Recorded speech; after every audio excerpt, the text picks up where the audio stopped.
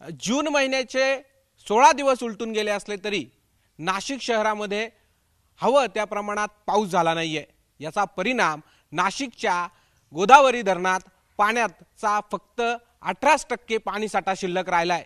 म्हणजेच केवळ नाशिककरांना 28 दिवस पाणी पुरेल एवढाच पाणीसाठा आहे। मी आता नाशिकच्या गंगापूर धरणावरती आहे आणि इथे जर बघितलं तर धरणाने तळ गाठलेलाच आपल्याला पाहायला मिळतंय।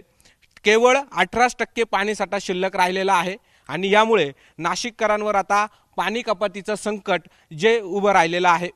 नाशिकच्या ह्या गंगापूर धरणाची जर परिस्थिती बघितली तर तळच गाठलेला देखील आहे आणि केवळ 18% पाणीसाठा शिल्लक राहिला आहे। यामुळे आता नाशिककरांना 2 दिवस पाणी कपातीचं संकट उभं राहिलेलं आहे।